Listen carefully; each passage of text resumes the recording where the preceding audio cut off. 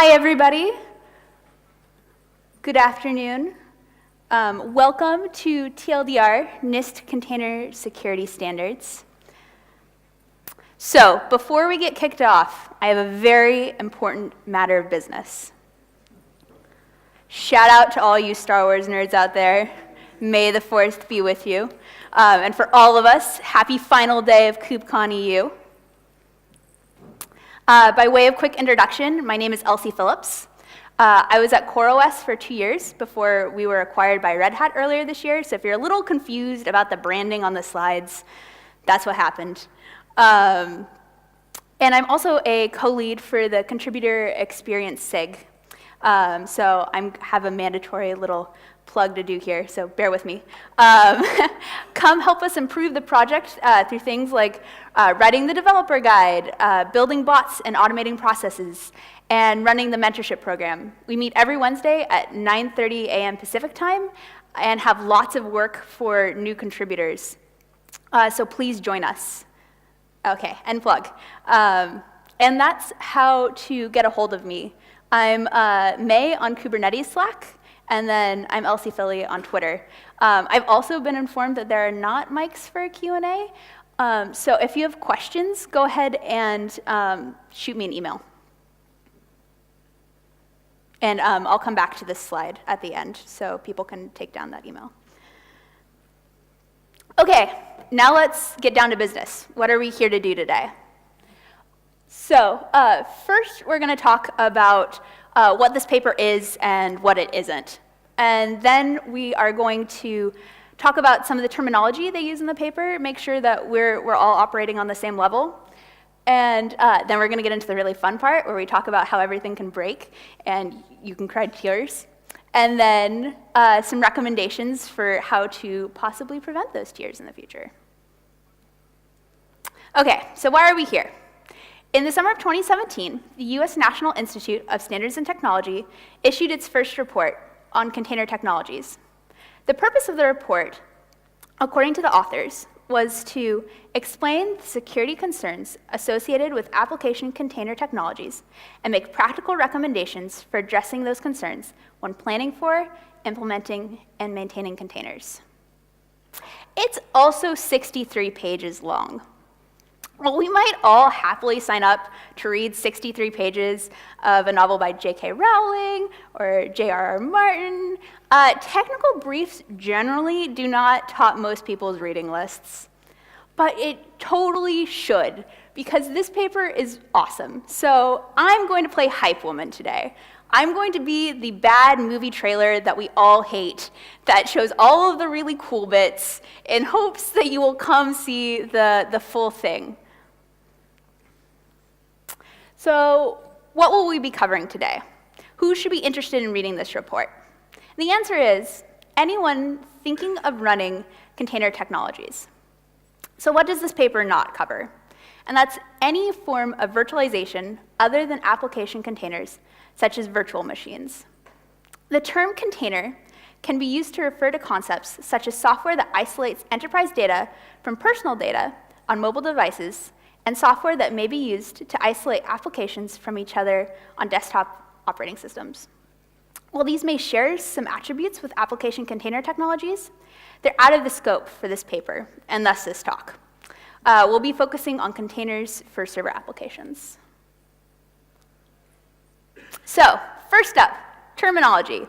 So most of you are probably already going to be familiar with these terms, but it's important that we all be on the same page. So we're going to quickly level set. First up, virtualization. This is the simulation of the software and/or hardware upon which other software runs. Application virtualization. This is when multiple discrete apps have access to the same operating system kernel. Each application can only see itself and the operating system and has no visibility of other apps that are sharing its kernel. Immutability. Immutability is an important concept when it comes to containers. Containers are operated in a stateless way. This means that when you want to make a change to a container, that container is destroyed and a new container with the desired changes is spun up and deployed in its place. The upside of this is that it enables an increase in deployment velocity, allowing developers and support engineers to make and push changes daily. The challenging part is that this has some security implications. A lot of legacy security tools and practices aren't designed to deal with statelessness or the rapid changes that occur in containerized environments. Container runtimes. Now, host operating systems for containers have binaries that create and control the environment for each container. The runtime acts as the bridge between the operating system and the individual container, coordinating the parts of the operating system that isolate resources and resource usage, ensuring that each container is isolated from other containers that may be running. The runtime eliminates the need to manually create all the necessary configurations and simplifies the process of starting, stopping, and operating containers. Okay, so finally, let's dissect this container architecture and lifecycle phases diagram. So first up, we start out in developer systems.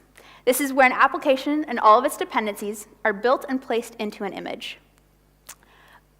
Developers oversee this step and usually set up a continuous integration process that will produce images that have had their components tested and then assembled according to the developer-written manifest. Then we move into testing and accreditation.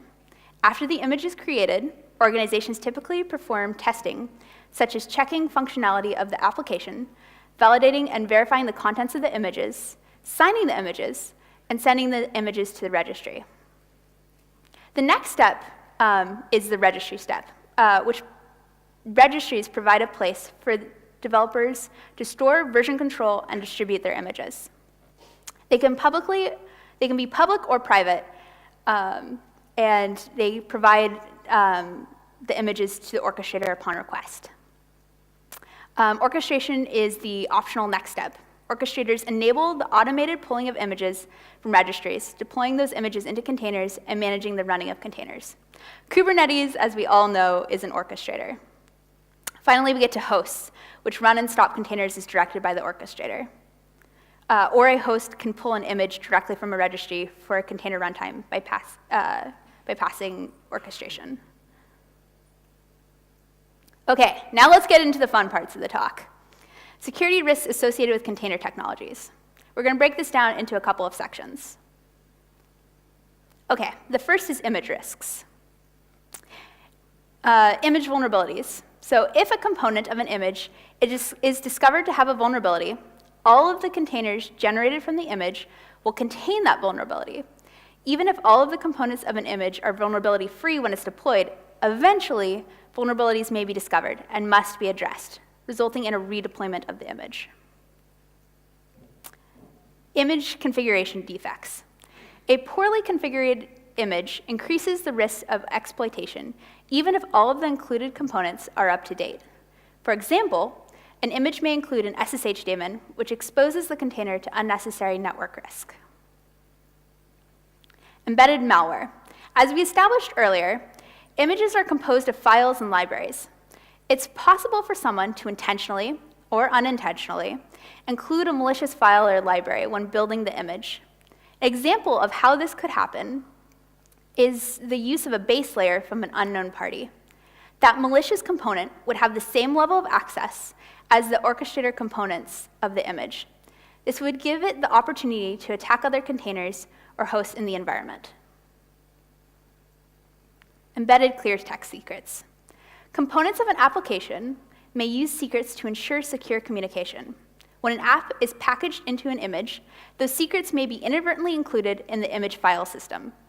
This poses a security risk because anyone with access to the image could parse the image and have access to those secrets. Use of untrusted images. One of the greatest advantages of containers are their ease of portability and reuse. However, when a container is from a third party, the usual risks of deploying software built externally still apply. For instance, there could be malware, poor handling of data resulting in leakage, or vulnerability in the components. Okay, registry risks. Images may contain sensitive information, such as proprietary software or embedded secrets. If the connection to an organization's registry is insecure, The image is vulnerable to having that sensitive material exposed. If the connection is insecure, it is also possible for a man-in-the-middle attack to be executed, allowing for the network traffic to be intercepted. This could result in things like the administration credentials being stolen or images with malicious components being given to the orchestrator. Insufficient authentication and authorization restrictions. So as we just discussed, images may contain sensitive information. If the authentication and authorization in place for a registry is insufficient, that sensitive material may be stolen. Additionally, downstream containers or hosts could be affected by a breach of a registry, since that is where all the images are being pulled from. Orchestrator risks. So unrestricted administrative and unauthorized access. Some orchestrators were built with the assumption that everyone who had access to them would be valid users and administrators, and gave them control to the entire environment. This opens the system up to inadvertent and intentional manipulation by those who shouldn't have access. Poorly separated inter-container network traffic. In most containerized environments, traffic between individual nodes is routed over a virtual overlay network. This overlay network is typically managed by the orchestrator and is often opaque to existing network security and management tools. Although an encrypted overlay network provides many operational and security benefits, it can also create a security blindness scenario in which organizations are unable to effectively monitor traffic within their own networks. Also, if apps of different sensitivity levels, such as a public-facing website and an internal treasury management app, are using the same virtual network, sensitive internal apps may be exposed to greater risk from network attack. Orchestrator no trust. It's important that the trust between nodes in an environment retain their integrity. The orchestrator is the most foundational node in the cluster. Improper orchestrator configurations may expose the orchestrator and the rest of the environment to increased risk. An example of this is an unauthorized host joining the cluster and running containers. Okay, container risks. Vulnerabilities within the runtime. These are particularly perilous because this thing called container escape. This is when malicious software has access to attack resources in other containers or the host operating system itself. If an attacker is able to breach the runtime itself, then they could alter the runtime so they have access to the containers or monitor container-to-container communications. App vulnerabilities. A container may be compromised due to a flawed application within it. For example, a containerized web app may be vulnerable to cross-site scripting vulnerabilities, and a database front-end container may be subject to SQL injection. When this occurs, the container may be misused, such as to grant unauthorized access to sensitive information or enable attacks against other containers or the host operating system. Rogue containers. This happens when a container crops up where it's not supposed to be. This typically happens in development environments, such as when developers launch containers as a testing method. When these containers have not been properly configured, tested, and scanned for vulnerabilities, they may be susceptible to exploitation. When these containers persist in the environment without developers or security admins' awareness, they pose an additional threat. Host operating system component vulnerabilities. So the first is a shared kernel. Containers do a good job of isolating resources at a software level because they use a shared kernel. However, this provides a larger attack surface than a hypervisor, even when the host operating system is container specific. Improper user access rights. Direct management of a host where the user bypasses the orchestrator to log on directly is risky because it allows for the potential for them to affect more containers than they intend. So host operating system file tampering. Host volumes are put at greater risk of file tampering when containers are not securely configured. For example, if a container is allowed to mount sensitive directories on the host operating system, that container can then change files in those directories. These changes could impact the stability and security of the host and all other containers running on it. Okay, so now we're going to get into the recommendation section. So the first has to do with images. So the first recommendation is to use vulnerability management tools that are specifically designed for containers. I'm going to say that again, really important. Use vulnerability management tools that are specifically designed for containers. Conventional vulnerability management tools are built on assumptions that just don't reflect how containerization is done. These tools often miss vulnerabilities within containers because of this. Good tools to use take into account the pipeline-based approach and immutable nature of containers. The second is to adopt tools and processes that ensure compliance with secure configuration best practices. Some examples of this include validating image configuration settings, including vendor recommendations and third-party best practices, and use base layers only from verified sources that are lightweight to reduce attack surfaces and frequently update those base layers. Third, set up embedded malware monitoring on all images and ensure that the malware signature sets and behavior the monitoring tools are looking for is based on real-world attacks. 4, store secrets outside of images and only provide them to the necessary containers at runtime. And then finally, establish a set of trusted images and only permit these images to run in your environments. Okay, how do you secure your registry against some of those vulnerabilities that we talked about? So first, to counteract registry vulnerabilities, configure your development tools, orchestrators, and container runtimes to only connect to registries over encrypted channels. And the ultimate goal here is to make sure that all data pushed to and pulled from a registry takes place between trusted endpoints and is encrypted while in transit. Next, never use old images. To ensure this doesn't happen, delete from your registry any images that are old or unsafe. The best way to do this is an automated process based on time triggers and labels. Also give images immutable names that specify discrete versions. For example, use myapp 2.3 or myapp 2.4 instead of just myapp. As we all know, one of the hardest problems in computer science is naming. The struggle is real. Please use specific names. Third, finally, require authentication to access any registry with sensitive images. Also require authentication to write to a registry to make sure that only safe images can be added. Orchestrators. The first recommendation the authors make is to restrict administrative access to the orchestrator.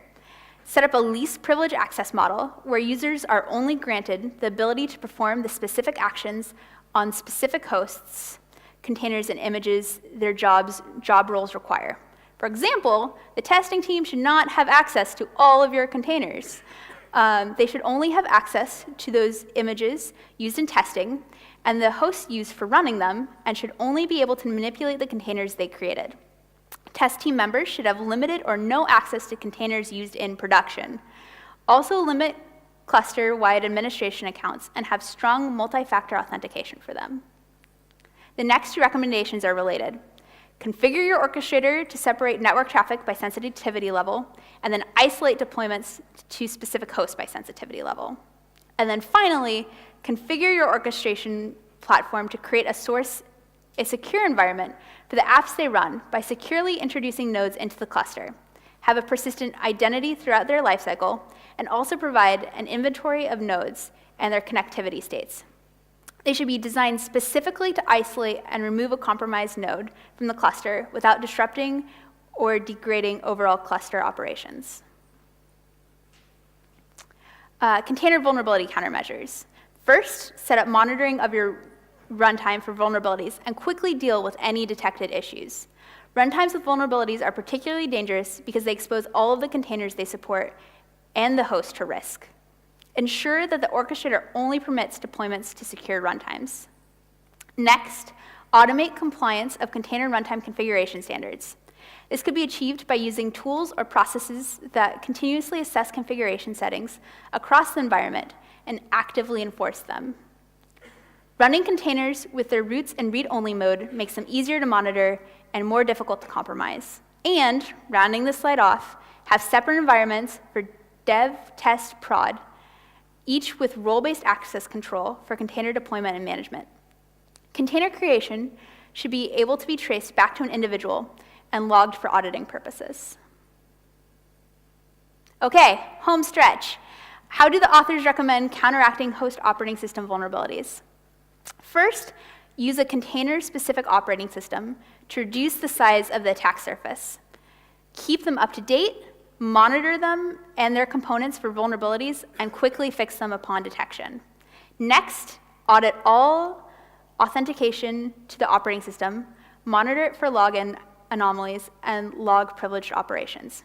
Finally, run containers with the fewest file permissions possible. So that's it for this talk. But there's so much more in this report, and I would highly recommend all of you go out and read it. Again, there's the link to the talk. Thank you. I want to reiterate for the people that came in late, apparently they do not have speakers or microphones for Q&A. So you're welcome to come up and talk to me afterwards, or quickly. Yeah, we covered a lot of ground. No, there we go. Or shoot me an email or hit me up on Slack. Thank you.